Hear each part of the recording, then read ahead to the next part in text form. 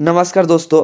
आज हम लोग देखेंगे झारखंड एकेडमिक काउंसिल का जो जैक मॉडल पेपर रिलीज किया है। मॉडल पेपर का जो ऑब्जेक्टिव क्वेश्चन को हम लोग देखेंगे, उसके बाद सब्जेक्टिव क्वेश्चन को देखेंगे। हम लोग पूरा जो मॉडल पेपर है, मॉडल पेपर का पूरा निचोड़ के पढ़ेंगे, ठीक है। तो सबसे पहले क्वेश्चन है हम लोगों का, दाढ़ी बनाने में किस दर्पण का प्रयोग किया जाता है। जो हम लोग सैलून में दाढ़ी बनाने जाते हैं उसमें कौन सा दर्पण का प्रयोग किया जाता है, समतल, उत्तल, अवतल। हम लोग का सबसे आंसर होगा अवतल। अवतल दर्पण का आंसर होता है दाढ़ी बनाने में। कभी किसी किसी किताब में समतल भी दिया हुआ है। अगर अगर ऑब्जेक्टिव में अगर पूछ दिया जाए समतल और अवतल दोनों, तो आंसर होगा दोनों, ठीक है। ये बात ध्यान में रखिएगा, क्या है कि समतल से भी होता है और अवतल से भी होता है। समतल और अवतल दोनों से ही दाढ़ी बनाने का काम किया था, लेकिन सबसे प्रीफर अगर अलग अलग दिया गया है तो आप अवतल को ज़्यादा प्रीफर कीजिएगा, ठीक है। तब उसके बाद हम लोगों को दिए गए हैं गोलीय दर्पण का फोकस दूरी में वक्र त्रिज्या में क्या संबंध है। जो गोलीय दर्पण है उसका फोकस दूरी और वक्र त्रिज्या में क्या संबंध है, हम लोग को फॉर्मूला पता था। गोलीय दर्पण और फोकस दूरी F बराबर R/2, यही इसका रिलेशन है। फोकस दूरी और वक्र त्रिज्या का संबंध रिलेशन है F बराबर R/2, मतलब फोकस दूरी का त्रिज्या आधा होता है। प्रकाश के अपवर्तन क्रिया में कौन सा भौतिक राशि अपरिवर्तन होता है। प्रकाश में जो परिवर्तन भौतिक होता है उसमें कौन सा अपरिवर्तन होता है, ये आपका आंसर आएगा आवृत्ति। आंसर होगा। आपका क्वेश्चन दिए गए हैं 1 मीटर फोकस दूरी में अब लेंस की क्षमता क्या होता है। लेंस की क्षमता का फॉर्मूला क्या था, लेंस की क्षमता का फॉर्मूला था P बराबर 1/F। ये लेंस की क्षमता था, P मतलब लेंस की क्षमता, F मतलब फोकस दूरी। तो आपको क्या दिए गए हैं, आपको फोकस दूरी दे गए हैं, आपको क्या निकालना है, P लेंस की क्षमता। तो आप कैसे निकाल सकते हैं, P बराबर 1/F।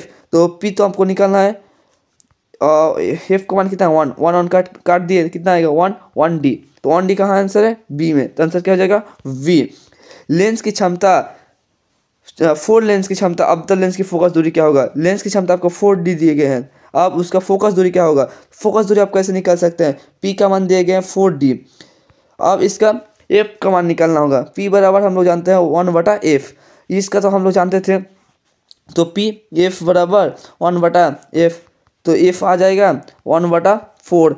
इसका भागा देंगे तो कितना आएगा, भागा देने पर 0.25 मीटर, यही तो आता है ना। कितना आया 0.25 मीटर हम लोग देखे थे, लेकिन मीटर से तो नहीं आएगा। आपको 100 से भागा देने पर, 100 का भागा देने के बाद क्या आएगा 25 सेंटीमीटर।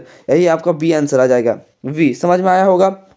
अगर वाहन के अग्रदीप में कौन सा दर्पण का प्रयोग किया जाता है। जो वाहन का जो अग्रदीप होता है मतलब हेडलाइट होता है, उसमें आपको कौन सा दर्पण का प्रयोग किया जाता है, अवतल दर्पण का। कौन सा दर्पण का प्रयोग किया जाता है, अवतल दर्पण। लेकिन यहाँ क्वेश्चन थोड़ा सा घुमा के दिया जाए कि वाहन के साइड मिरर में किस दर्पण का प्रयोग किया जाए। अगर साइड मिरर का बात किया जाए तो उत्तल दर्पण का होगा। अगर साइड मिरर का बात की जाएगा तो आपका उत्तल दर्पण का प्रयोग किया, लेकिन अगर हेडलाइट का प्रयोग किया जाएगा तो आपका अवतल दर्पण का।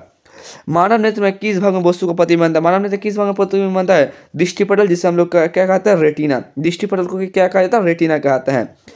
सामान्य दृष्टि से दूर बिंदु क्या होगा, सामान्य दृष्टि से दूर बिंदु कितना होगा, इसका दूर कितना होगा। अगर दूर का बात की जाए दूर अनंत तक होगा, मतलब हम अनंत तक इसको देख सकते हैं। आपने तारा तक देख सकते हैं, कितना दूर है तारा, तो भी हम लोग देख सकते हैं कि अनंत, इसका कोई दूर निश्चित नहीं है। लेकिन अगर न्यूनतम बोलेगा तो न्यूनतम आपका आएगा 25 सेंटीमीटर।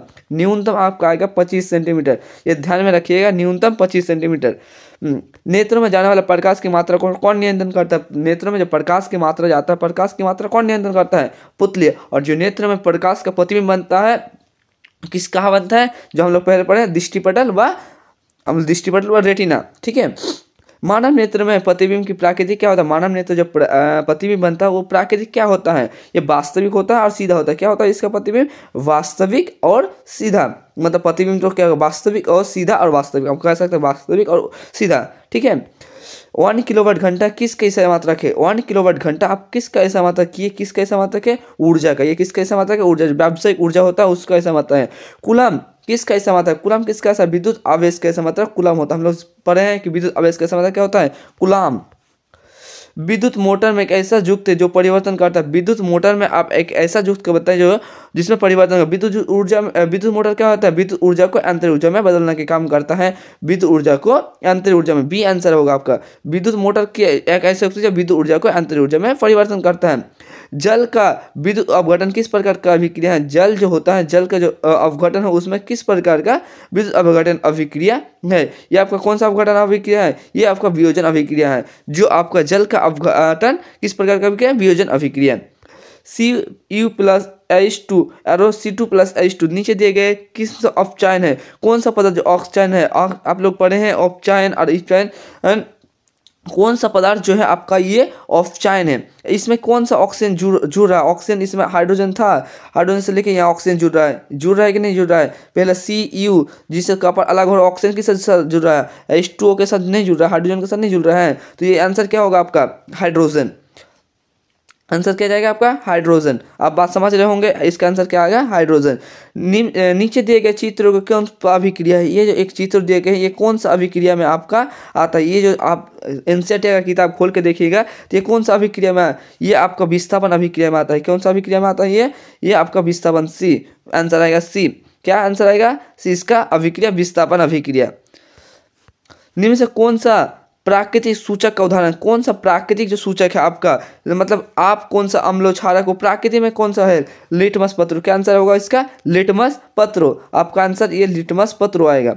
ठीक है, मुझे किसी विलयन में pH का मान 10 हो तो वो क्या होगा? अगर pH मान हम जितना कम होता है, कम से क्या होता है? कम से अम्ल होता है, कम तो क्या होगा? कम तो अम्ल होगा, कम से क्या होगा? अम्ल। और 10 मतलब ज़्यादा, ज़्यादा से क्या होता है? क्षार बन जाता है। हम लोग जानते हैं ज़्यादा से क्या होता है? क्षार।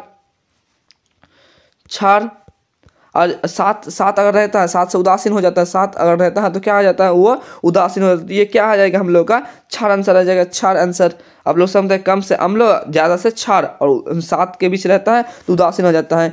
नीचे दिए गए सूचक, नीचे दिए चित्रों के क्या सूचित है? हमें ये इससे जो चित्र देखे गए हैं, इस चित्रों से हम लोग क्या मतलब क्या सीख मिलता है?